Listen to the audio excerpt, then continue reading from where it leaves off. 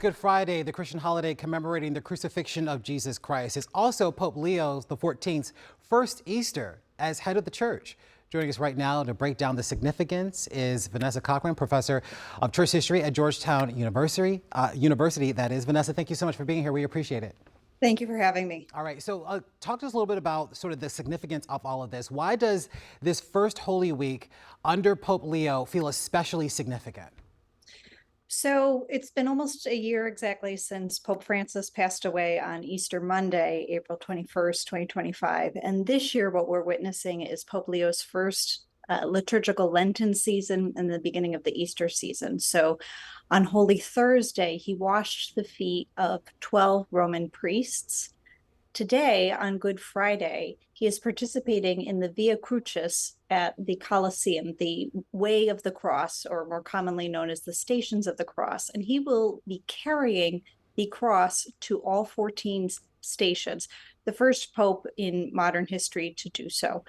And this is a very moving experience. It causes all who are watching it, and I see the footage here, to pause and reflect on the suffering that Jesus experienced and to also be mindful of those who are experiencing similar pain today.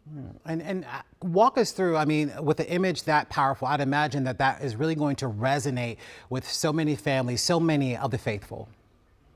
Yes, and Pope Leo said when he was prepared to do this, to carry the cross, that he will bear that burden, but he hopes that everyone will pray for peace during this event. Well, this also comes, as you just talked about, the passing of Pope Francis. Are there any signs that we get from Pope Leo that Pope Francis will be remembered here even during this ceremony in some way?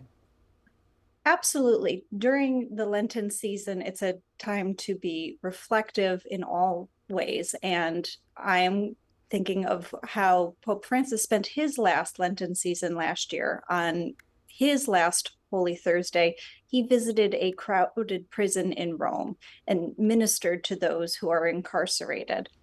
And his final Easter morning, he made one last public appearance in St. Peter's Square, going around the Pope Mobile. And that was his last dying words reportedly were to his nurse saying, "Thank you for bringing me back to the square." And I think that's on the minds of so many people because he died during this season and will be remembered both on the actual anniversary of his death, but on Easter weekend as well. Absolutely. He was certainly beloved. Looking ahead for the rest of the weekend, especially Easter Sunday, what should people be watching for from this new papacy? What might feel a little different this year that we haven't seen in the past? So Pope Leo has been very busy today, not just over at the Colosseum, but he has made a number of different phone calls with issues of the different global humanitarian crises.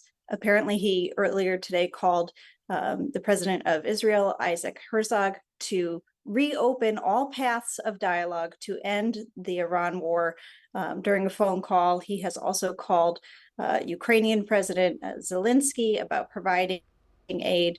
And so he's doing a couple of things at the same time. He is both fulfilling his pastoral duties and participating in each of these liturgical events, but as someone who is advocating for peace, someone who framed himself from the beginning as a bridge builder, is trying to facilitate peace between world leaders right now. Yeah, and certainly given the events that we are currently in the midst of, peace is certainly something that we are all wanting for and wanting for it soon.